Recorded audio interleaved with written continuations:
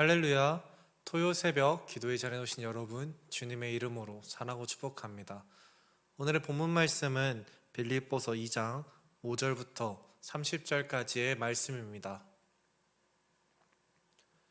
그럼 찾으신 줄 알고 제가 읽도록 하겠습니다. 너희 안에 이 마음을 품으라. 곧 그리스도 예수의 마음이니 그는 근본 하나님의 본체시나 하나님과 동등됨을 취할 것으로 여기지 아니하시고 오히려 자기를 비워 종의 형체를 가지사 사람들과 같이 되셨고 사람의 모양으로 나타나사 자기를 낮추시고 죽기까지 복종하셨으니 곧 십자가에 죽으심이라. 이러므로 하나님이 그를 지극히 높여 모든 이름 위에 뛰어난 이름을 주사 하늘에 있는 자들과 땅에 있는 자들과 땅 아래에 있는 자들로 모든 무릎을 예수의 이름에 꿇게 하시고 모든 입으로 예수 그리스도를 주라 시인하여 하나님 아버지께 영광을 돌리게 하셨느니라.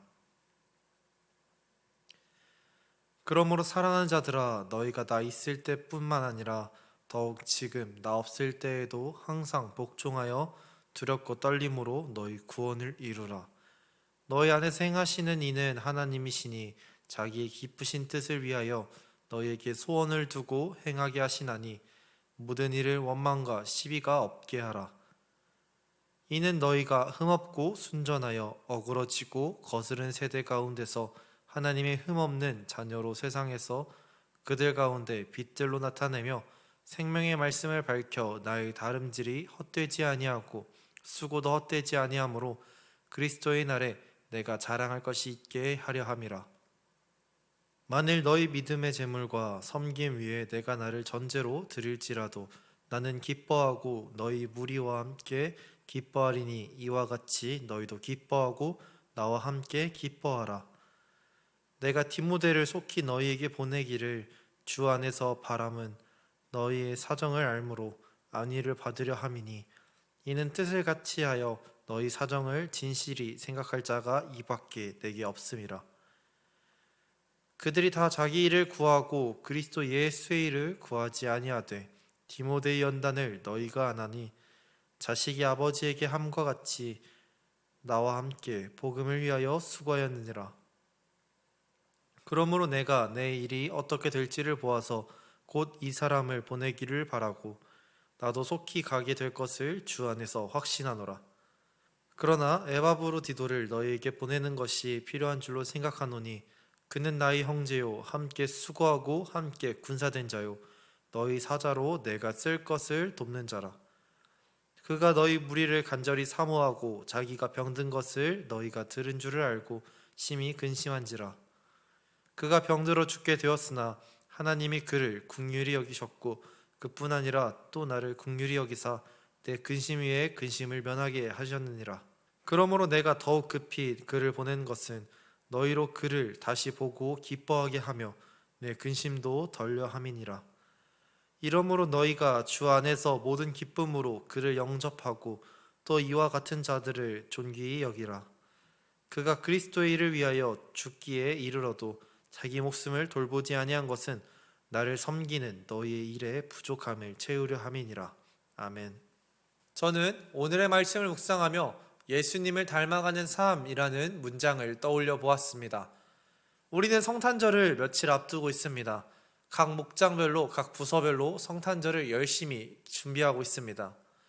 이처럼 누군가는 두근거리는 설렘으로, 두근거리는 그 마음을 가지면서 성탄절을 준비하고 있을 수 있습니다. 하지만 어떠한 누군가는 매번 오는 이런 행사처럼 성탄절을 덤덤하게 기다리고 준비하고 있을 수 있습니다.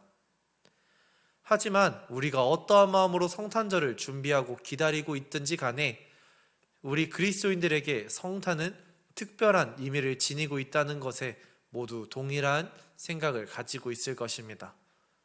왜냐하면 하나님이신 예수님께서 우리를 구원하시기 위해 이 땅에 인간의 육신을 입고 오셨던 그날을 기념하기 때문입니다. 오늘의 말씀은 상당히 긴 말씀입니다.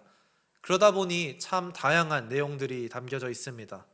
하지만 이 긴 말씀, 이 다양한 내용들 가운데 한 가지 공통의 주제가 담겨져 있습니다. 그 주제는 바로 예수님을 닮아가는 삶이었습니다. 바울은 오늘의 말씀에서 우리가 예수님을 닮아가는 삶을 살아가기 위해 어떠한 마음을 품고 살아가야 하며 어떠한 삶을 살아가야 하는지 이야기해 주고 있습니다.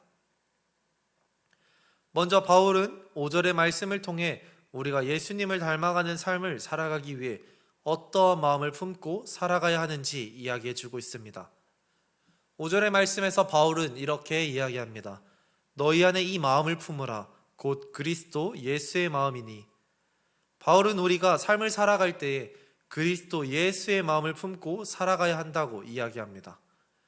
예수님의 마음이 무엇인가에서 보니 저 높은 하나님의 자리에서 스스로를 비우시며 인간으로 낮아지신 예수님의 자기 비우심과 자기 자신을 위함이 아닌 다른 사람을 위해 자신의 목숨까지 내려놓으신 순종을 의미했습니다.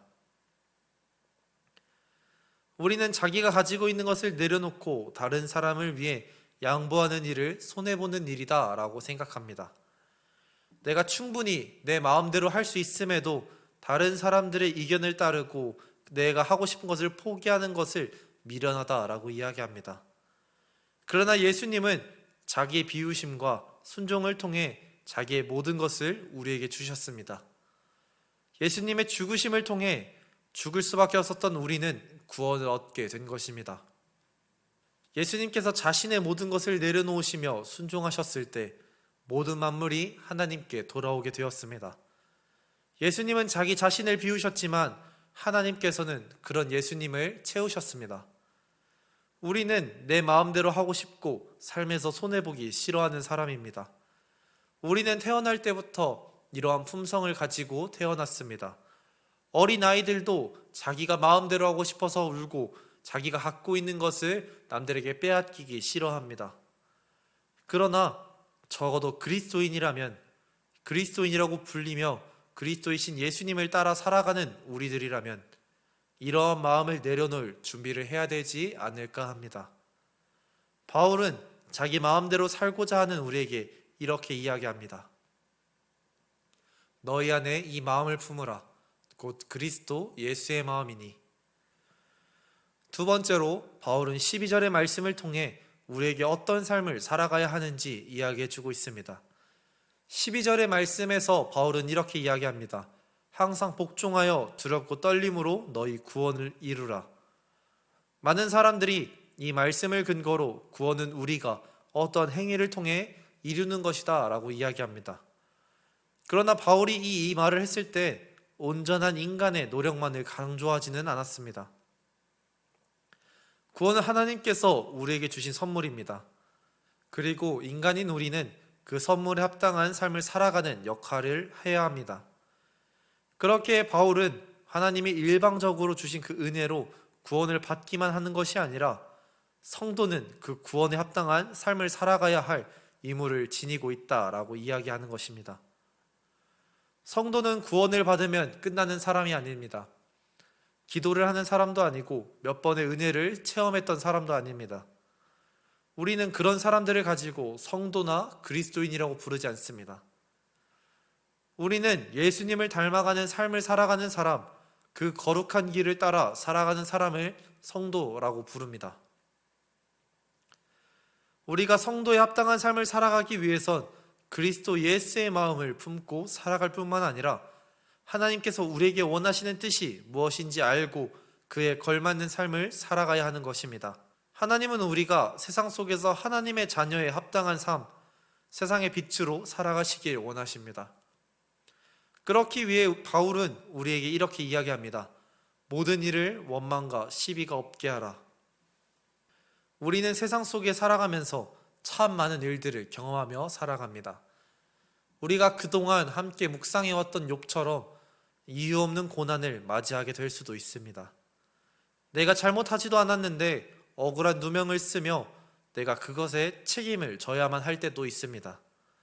무척 건강했던 사람이지만 한순간에 건강이 약화되어서 혼자서는 아무것도 할 수 없게 될 수도 있으며 내가 사랑하는 사람이 나를 갑작스럽게 떠나 세상에 혼자 남게 될 수도 있습니다.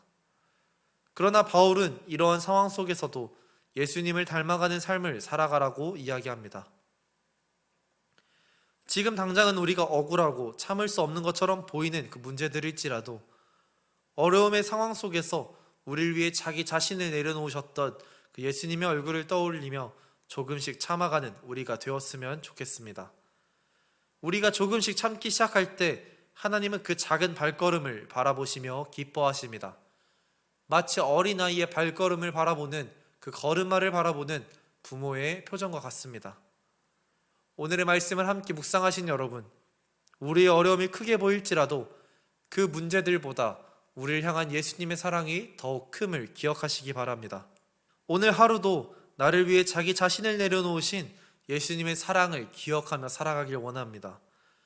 우리가 어려움을 맞이하였을 때 그 어려움에 즉발적으로 화를 내는 것이 아니라 우리를 위해 죽으신, 우리를 위해 자기 자신을 내려놓으신 예수님을 기억하며 한 번씩 참기를 원합니다.